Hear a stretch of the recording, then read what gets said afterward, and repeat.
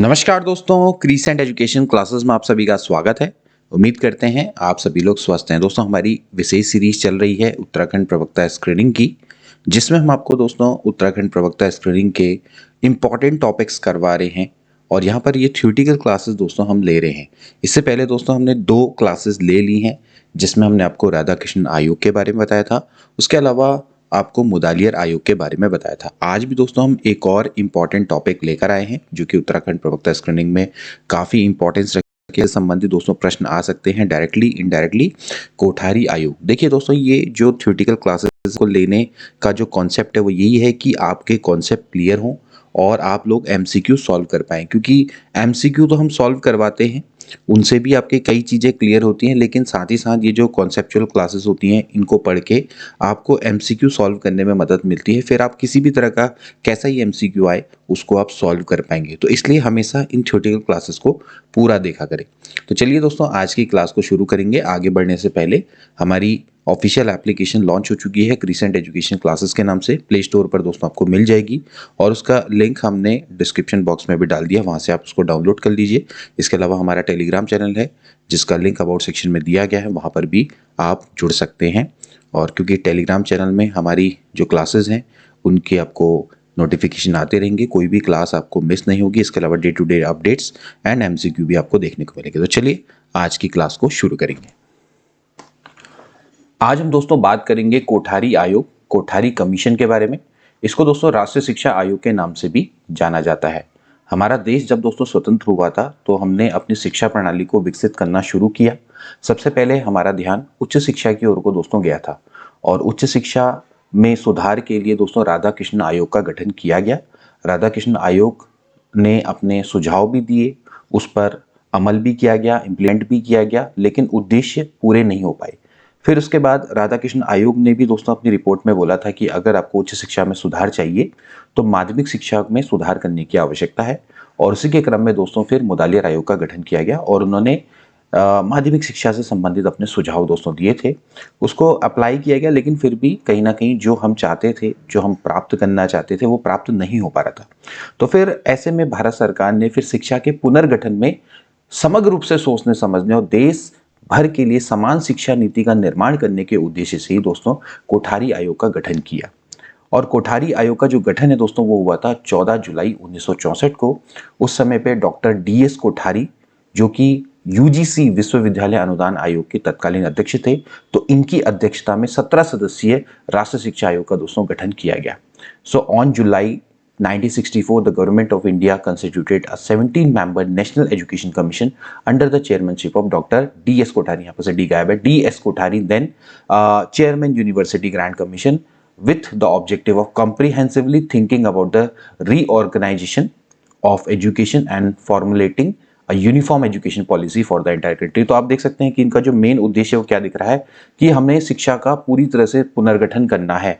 Basically जो कोठारी आयोग था, उसको शिक्षा के हर स्तर पर अपने सुझाव देने थे, समस्याओं को समझना था, उन समस्याओं को सॉल्व करने के समाधान देने थे। चाहे कोई भी स्तर हो, प्राइमरी हो, माध्यमिक हो, उच्च शिक्षा हो, या फिर किसी भी प्रकार की शिक्षा हो, चाहे वो तकनीकी शिक्षा हो, कृषि शिक्षा हो, व्यावसायिक शिक्षा हो, सभी प्रकार की शिक्षा पर सुझाव देने थे। स्त्री शिक्षा, प्रौढ़ शिक्षा, सभी पर दोस्तों इन्होंने अपने सुझाव देने थे। तो इसीलिए इसको राष्ट्रीय शिक्षा आयोग दोस्तों बोला गया था। तो 14 जुलाई 1964 को इसका निर्माण किया गया। इसको ध्यान रखेंगे।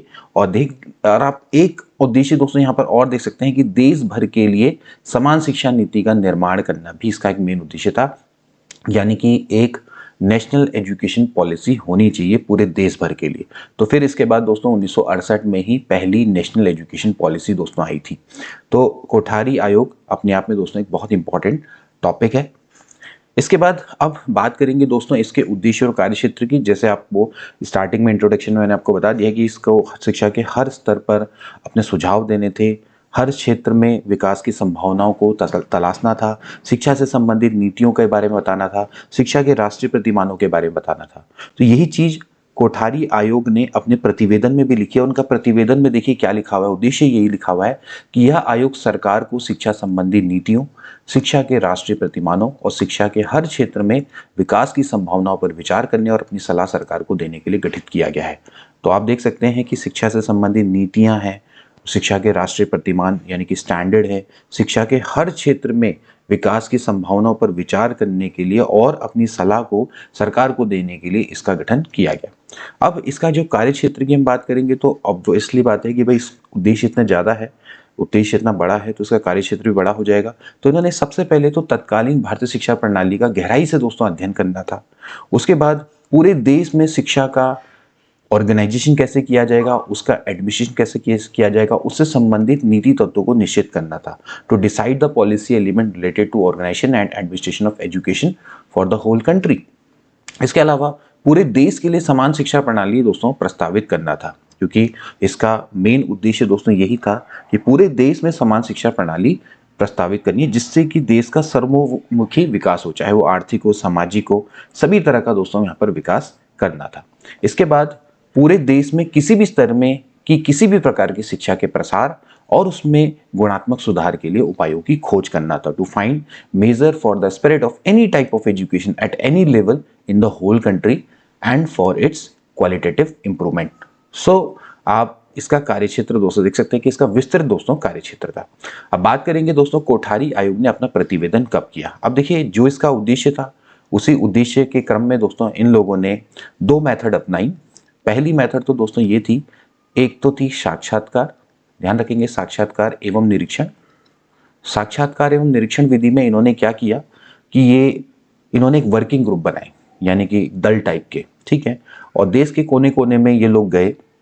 वहाँ इन्होंने विद्यालयों का निरीक्षण किया, महाविद्यालयों का निरीक्षण किया, विश्वविद्यालयों का निरीक्षण किया, टीचर से मिले, शिक्षाविदों से मिले, उनसे विद्यार्थियों से मिले, उनसे शिक्षा से संबंधित हर पहलू पर इन्होंने साक्षात्कार लिए और डेटा को कलेक्ट किया। दूसरा था कि इन्होंने एक प्रश्नावली तैयार करी। प्रश्नावली में इन्होंने जितने भी शिक्षा से संबंधित इंपॉर्टेंट एस्पेक्ट्स हैं या क्वेश्चंस हैं वो इन्होंने यहाँ पर रखे और इनको इन्होंने 5000 लोगों को प्रेषित किया, ठीक है, 5000 जो कि एजुकेशन से संबंधित लोग थे। उसके जवाब इनको मिले और उससे इन्होंने दोस्तों उसका स्टैटिस्टिकल एनालिसिस किया, विश्लेषण किया सांख्यिकी, और उसके बाद दोस्तों इन्होंने अपनी रिपोर्ट को प्रस्तुत कर दिया। तो इन्होंने जो अपना प्रतिवेदन था वो 29 जून 1966 को अपना प्रतिवेदन शिक्षा एवं राष्ट्रीय प्रगति शीर्षक से भारत सरकार को प्रेषित किया। तो इनका शीर्षक ध्यान रखेंगे, एजुकेशन एंड नेशनल प्रोग्रेस, शिक्षा एवं राष्ट्रीय प्रगति शीर्षक से इन्होंने भारत सरकार को इसको प्रेषित किया। अब ये जो प्रतिवेदन है काफ़ी दोस्तों बड़ा प्रतिवेदन है, इसमें 692 दोस्तों पन्ने हैं और इसमें 3 दोस्तों खंड है। पहले खंड में 6 अध्याय हैं, द्वितीय खंड में 11 अध्याय हैं, तृतीय खंड में दोस्तों आपके 2 अध्याय हैं। तो आप देख सकते हैं कि यहाँ पर कुल मिला के 19 दोस्तों अध्याय हैं और 3 खंड दोस्तों हैं, और हर खंड में शिक्षा के अलग अलग एस्पेक्ट्स को दोस्तों यहाँ पर लिया गया है, जैसे कि एडमिनिस्ट्रेशन है, शिक्षा के उद्देश्य क्या होने चाहिए, विद्यालय का स्वरूप कैसा होना चाहिए, शिक्षकों के वेतन से संबंधित सभी चीज़ों को यहाँ पर रखा गया है। तो 6 इसमें अध्याय हैं, 11 पहले वाले खंड में, दूसरे वाले में 11 अध्याय हैं और तृतीय खंड में आपके 2 अध्याय हैं। तो कुल मिला के 19 अध्याय और 3 खंड यहाँ पर दोस्तों देखने को मिलते हैं, ठीक है। अब दोस्तों हम बात करेंगे कोठारी आयोग के मुख्य सुझावों के बारे में। देखिए वैसे सुझाव तो इन्होंने बहुत सारे दिए थे, लेकिन हम जो महत्वपूर्ण सुझाव हैं उनके बारे में ही दोस्तों डिस्कस करेंगे। तो सबसे पहले हम बात करेंगे शिक्षा के प्रशासन तो और नियोजन संबंधी इनके क्या क्या सुझाव थे, suggestion regarding administration, finance and planning of education. तो सबसे पहले हम बात करेंगे शिक्षा के प्रशासन संबंधी क्या सुझाव इनके द्वारा दिए गए, एडमिनिस्ट्रेशन कैसे होगा एजुकेशन का। तो इन्होंने दोस्तों यही माना कि शिक्षा को राष्ट्रीय महत्व का विषय माना जाए। इन्होंने दोस्तों अपना जब प्रतिवेदन शुरू किया है तो उसमें भी इन्होंने सबसे पहले यही लिखा है कि देश का भविष्य उसकी कक्षाओं में निर्मित हो रहा है, तो इसीलिए जो एजुकेशन है वो कितनी इंपॉर्टेंट है, यानी कि हमारे देश का फ्यूचर एक तरह से शिक्षा पर निर्भर है। तो इसीलिए इन्होंने शिक्षा को सबसे पहले बोला कि राष्ट्रीय महत्व का विषय माना जाना चाहिए, education should be considered as a subject of national importance, उसकी राष्ट्रीय नीति एक घोषित की जाए। फिर इसके बाद 1968 में आपकी पहली राष्ट्रीय नीति आई, शिक्षा नीति। इसके बाद केंद्र सरकार नेशनल एजुकेशन एक्ट बनाए और प्रांतीय सरकारें स्टेट एजुकेशन एक्ट बनाए। तो ये इनका प्रशासन से संबंधित सुझाव था। इसके अलावा देखिए और क्या क्या थे, एडमिनिस्ट्रेशन कैसा होगा। इन्होंने बोला कि जो केंद्रीय शिक्षा मंत्रालय है इसमें जो शिक्षा सलाहकार हैं और शिक्षा सचिव के पदों पर सरकारी, गैर सरकारी, भारतीय शिक्षा सेवा और विश्वविद्यालयों में से योग्यतम व्यक्तियों का चयन किया जाए। तो मतलब कि बिल्कुल मोस्ट क्वालिफाइड पर्सन है should be selected from government, non government, Indian Education Service की इन्होंने बात करी, and university for the post of education adviser and education secretary in the central education ministry. इसके अलावा इन्होंने बोला कि जो केंद्रीय शिक्षा मंत्रालय है उसके जो स्टैटिस्टिकल विभाग है, सांख्यिकी विभाग है, उसको सुदृढ़ किया जाए। देखिए सांख्यिकी विभाग एक बहुत इंपॉर्टेंट और वाइटल रोल दोस्तों प्ले करता है, क्योंकि ये आपको बताता है डेटा के बारे में, आपको डेटा देता है, क्योंकि आपको इसी से ही वास्तु स्थिति का दोस्तों पता लगता है कि हमारे देश में कितने स्कूल्स हैं, कितने विद्यार्थी पढ़ रहे हैं, कितने अच्छे स्कूल हैं, कितने खराब स्कूल हैं, या बेसिकली आपको ये पूरा का पूरा डेटा देता है।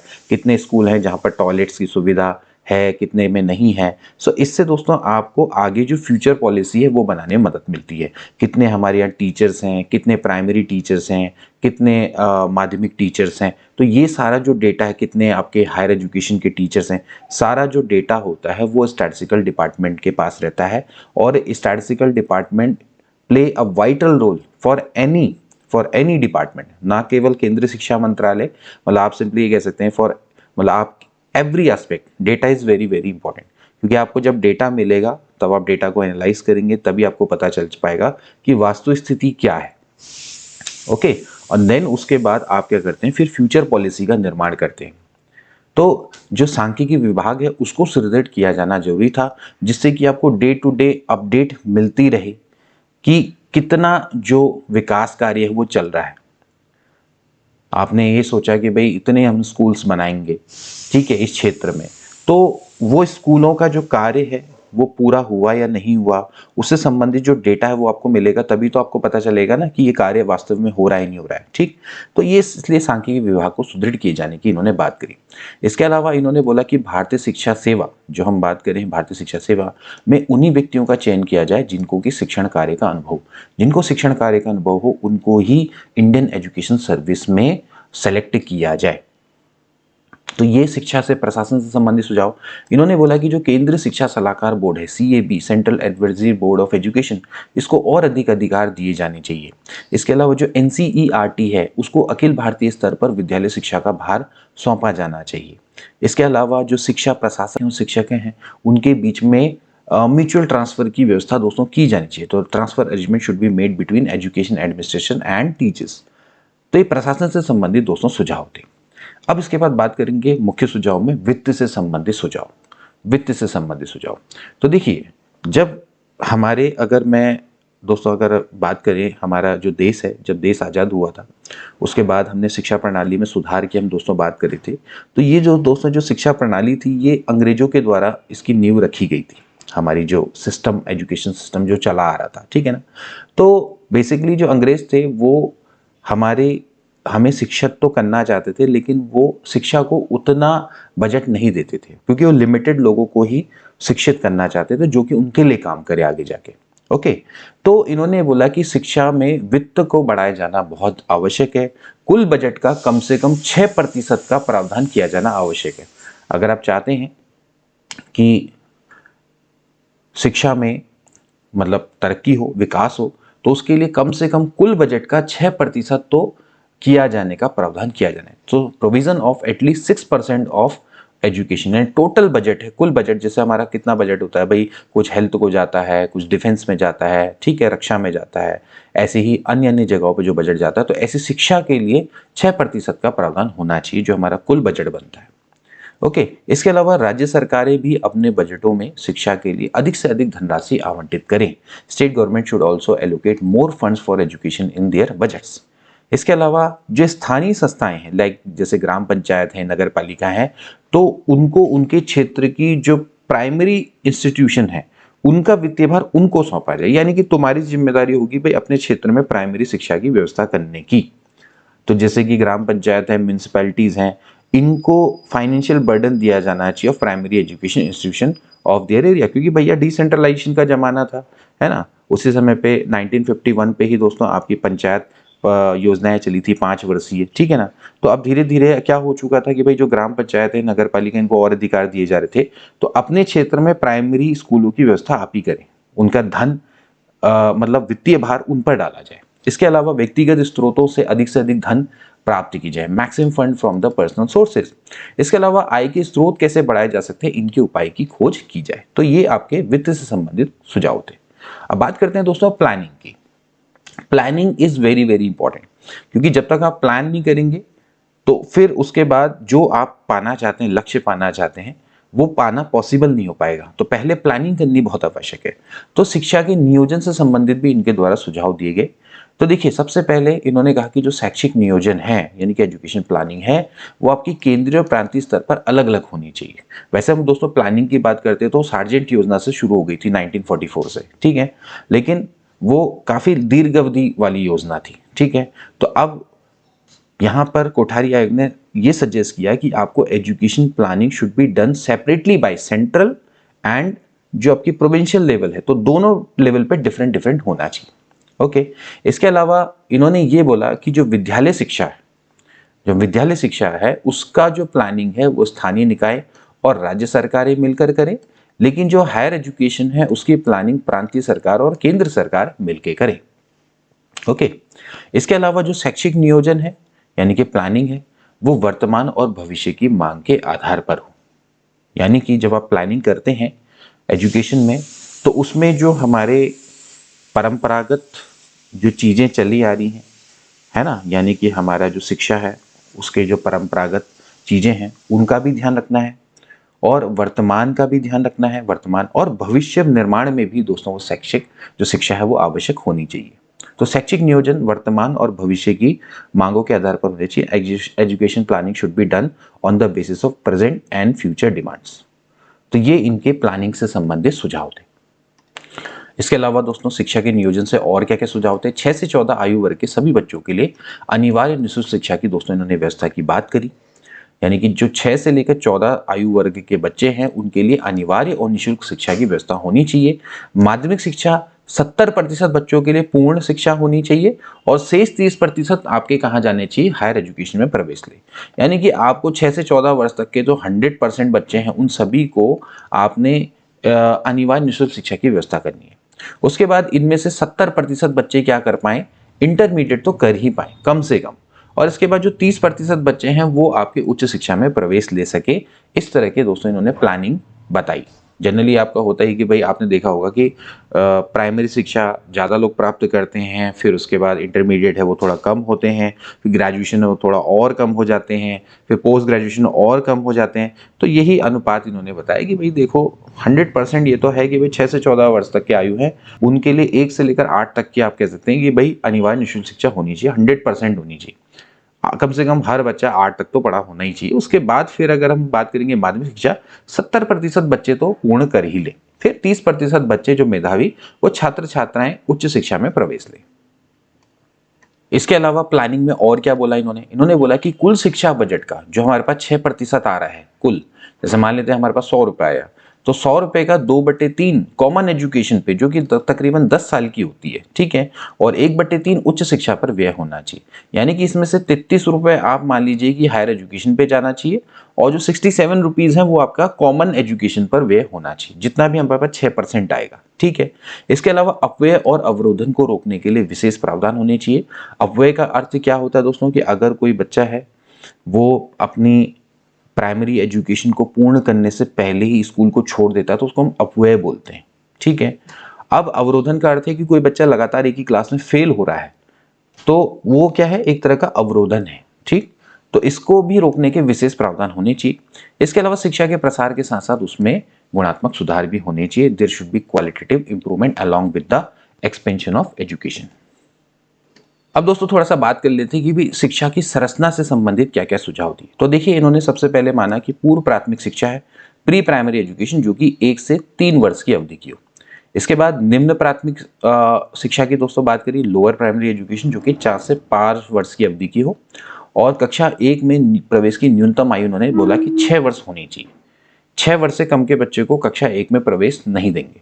इसके बाद उच्च प्राथमिक शिक्षा की बात करें तो ये तकरीबन 4 से 3 वर्ष की अवधि इन्होंने बोली। माध्यमिक शिक्षा सामान्य वर्ग की दोस्तों बात करें तो इन्होंने बोला कि 2 वर्ष की अवधि की ये होनी चाहिए। माध्यमिक शिक्षा व्यावसायिक वर्ग फिर वो 2 से 3 वर्ष की होनी चाहिए। अब आप देखिए यहाँ से अगर आप हिसाब लगाएंगे तो 4 और 4 8 और 2 10, तो ये आप इतना पार्ट ये मान लीजिए ये आपका सामान्य शिक्षा का है। ये सामान्य शिक्षा का पार्ट है, इतना पार्ट 10 साल तकरीबन, ठीक है।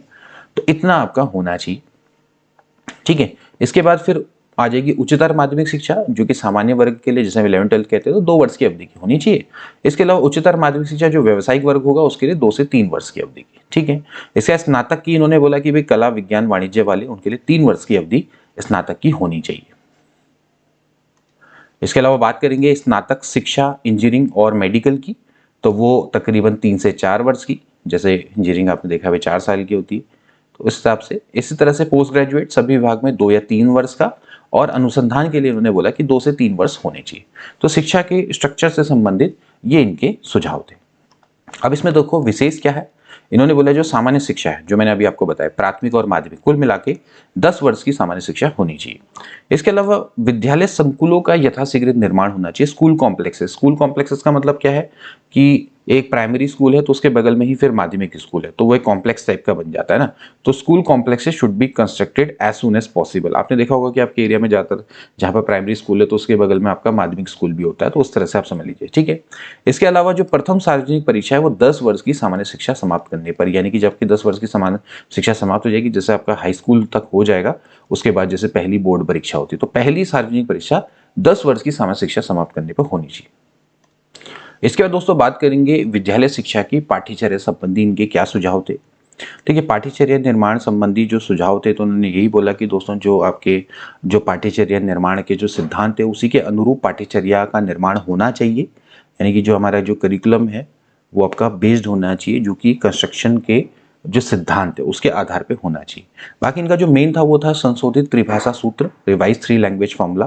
त्रिभाषा सूत्र की इन्होंने बात करी दोस्तों कि आपकी जो पाठ्यचर्या उसमें 3 भाषाएं होनी चाहिए, जैसे कि मातृभाषा जिसमें क्षेत्रीय भाषा अथवा प्रादेशिक भाषा हो सकती है। इसके अलावा संघ की राजभाषा हिंदी या फिर अंग्रेजी, और कोई भी आधुनिक भारतीय भाषा या फिर कोई आधुनिक यूरोपीय भाषा या कोई शास्त्रीय भाषा जो प्रथम 2 में ना ली गई हो। तो 3 भाषाएं आपको पढ़नी होंगी, जैसे कि मातृभाषा, इसके अलावा संघ की राजभाषा हिंदी या अंग्रेजी जो भी हो सकती है, तो मातृभाषा मान लीजिए, हिंदी मान लीजिए, और कोई भी आधुनिक भारतीय भाषा। 3 भाषा यहाँ पर होनी चाहिए, ठीक है ना। और जिनकी अंग्रेजी होगी तो उनकी अंग्रेजी चलेगी, तो यहाँ पर आप इसको इस तरह से समझ सकते हैं। इसके अलावा दोस्तों इन्होंने विद्यालय शिक्षा के प्रसार संबंधी भी सुझाव दिए। विद्यालय शिक्षा का प्रसार कैसा होना चाहिए, चाहे वो पूर्व प्राथमिक हो, माध्यमिक हो या फिर हायर एजुकेशन हो, लेकिन मैं आपको केवल जो मुख्य है वही चीज़ बताऊंगा। जैसे कि इन्होंने प्राथमिक शिक्षा के प्रसार से संबंधित क्या सुझाव दिए कि हर 1 किलोमीटर की दूरी के अंदर प्राथमिक और 3 किलोमीटर की दूरी के अंदर उच्च प्राथमिक स्कूल होना चाहिए। तो हर 1 किलोमीटर की दूरी के अंदर एक प्राइमरी स्कूल और 3 किलोमीटर की दूरी के अंदर उच्च प्राथमिक स्कूल होना चाहिए, जो कि आपने दोस्तों देखा होगा कि आगे जाके सर्व शिक्षा अभियान में भी इसी अभियान को दोस्तों चलाया गया था, ठीक है। इसके अलावा 11 से 14 वर्ष तक के उन सभी बच्चों के लिए जिन्होंने किसी कारण प्राथमिक शिक्षा प्राप्त नहीं की है, तो उनके लिए 1 वर्षीय साक्षरता कक्षाएं चलाई जाए, इस तरह के दोस्तों इन्होंने सुझाव दिए थे। इसके अलावा इन्होंने पिछड़ी अनुसूचित जाति और अनुसूचित जनजाति के बच्चों के लिए प्राइमरी स्कूल दोस्तों इन्होंने खोलने की बात करी, ठीक है। इसके अलावा मंदबुद्धि विकलांग बच्चों के लिए भी अलग स्कूल खोले जाएं, ये इन्होंने बात करी है। अब बात करेंगे दोस्तों हम राष्ट्रीय शिक्षा आयोग के गुणों के बारे में। तो देखिए जो सबसे पहला जो गुण दोस्तों यही है कि नीति निर्धारक तत्वों का निर्माण। इन्होंने जो बजट है वो 2% के स्थान पर 6% व्यय करने का सुझाव दिया। तो इसका मतलब यह है कि शिक्षा पर जितना ज़्यादा बजट आएगा तो उतना ही देश के विकास में सहायता मिलेगी, उतना ही शिक्षा के क्षेत्र में सुधार होगा, ठीक है। इसके बाद शिक्षा आयोजकों का मार्गदर्शन, यानी कि ये उन्होंने बताया कि भाई जो आपके प्लानर है उनको एक तरह से गाइडेंस दिया, ठीक है, मैनेजमेंट कैसे करना है, कि 20 वर्षों के अंदर इन्होंने 6 से 14 वर्ष तक के बच्चों को अनिवार्य और निःशुल्क शिक्षा व्यवस्था की बात करी। इसके अलावा शिक्षा के उस समय पर समय के अनुसार व्यापक उद्देश्य बनाए, timely and comprehensive objective of education, और प्राथमिक शिक्षा के समग्र रूप से विचार किया। इन्होंने बोला कि भैया जो प्राथमिक शिक्षा है वो बहुत इंपॉर्टेंट है, तो उस पर समग्र रूप से विचार किया। इसके अलावा माध्यमिक शिक्षा के संदर्भ में भी दोस्तों इन्होंने समयानुकूल सुझाव दिए, जैसे कि माध्यमिक शिक्षा में 70% बच्चों के लिए पूर्ण शिक्षा होनी चाहिए। इसके अलावा उच्च शिक्षा की बात करें तो दोस्तों इन्होंने उच्च शिक्षा में क्वांटिटी नहीं क्वालिटी पर ज़्यादा बल दिया। इन्होंने कहा कि उच्च शिक्षा का जो विस्तार है उस पर रोक लगाई जाए और जो मेधावी छात्र हैं उनको ही उच्च शिक्षा दी जाए, यानी बेसिकली जो उच्च शिक्षा है उसके विस्तार पर रोक दी और उसके उन्नयन पर ज्यादा बल दिया, अपग्रेडेशन पे ज्यादा बल दिया। ठीक है, इसके अलावा उन्होंने कृषि शिक्षा से संबंधित भी दोस्तों अपने सुझाव दिए, कृषि शिक्षा की उचित नीति की व्यवस्था करी और इसके अलावा मांग के अनुसार व्यावसायिक और तकनीकी शिक्षा की भी दोस्तों इन्होंने बात करी। इसके अलावा दोस्तों इन्होंने विज्ञान शिक्षा और वैज्ञानिक शोधों पर भी बल दिया, emphasise on science education, scientific research. इसके अलावा इन्होंने दोस्तों जो शिक्षक स्तर है, शिक्षक प्रशिक्षण संबंधी भी अपनी तरफ से सुझाव दिए थे, यानी कि टीचर्स लेवल और टीचर ट्रेनिंग कैसे होनी चाहिए। इसके अलावा प्रौढ़ शिक्षा पर भी दोस्तों इन्होंने व्यापक स्वरूप और उचित योजना दोस्तों बनाई थी और शैक्षिक अवसरों की समानता पर भी दोस्तों इन्होंने बल दिया था। अब देख लेते हैं दोस्तों की जो कोठारी आयोग है इसके क्या क्या प्रभाव पड़े। सबसे पहले देखिए, राष्ट्रीय शिक्षा आयोग की सिफारिशों के आधार पर ही दोस्तों राष्ट्रीय शिक्षा नीति का निर्माण किया गया, जो कि 1968 को दोस्तों घोषित हुई थी। तो 24 जुलाई 1968 को राष्ट्रीय शिक्षा नीति का निर्माण हुआ, इसको ध्यान रखेंगे। पूरे देश में दोस्तों आपका 10+2+3 शिक्षा संरचना लागू करने के लिए फिर प्रयत्न शुरू हो गए। So effort made to implement 10+2+3 education structure in the whole country. इसके अलावा एनसीईआरटी ने प्रथम 10 वर्षीय शिक्षा की आधारभूत पाठ्यचर्या तैयार की, जिसमें त्रिभाषा सूत्र के आधार पर 3 भाषाओं का दोस्तों अध्ययन लाया गया। ठीक है, तो एनसीईआरटी ने जो प्रथम 10 वर्ष की जो शिक्षा है उसके आधारभूत पाठ्यचर्या तैयार की, यानी कि NCERT prepared a basic curriculum for the first 10 year of education in which study of 3 language on the basis of 3 language formula. इसके अलावा विज्ञान और गणित के अध्ययन पर भी दोस्तों इन्होंने बल दिया था। तो विज्ञान और गणित का अध्ययन और माध्यमिक स्तर पर व्यवसायिक शिक्षा की शुरुआत को अनिवार्य किया गया। तो study of science and mathematics and introduction of vocational education at the secondary level was made compulsory. तो ये था दोस्तों आपका कोठारी आयोग। कोठारी आयोग से संबंधित जो भी दोस्तों आपके महत्वपूर्ण तथ्य हैं उनके बारे में दोस्तों हमने आपको बताया है।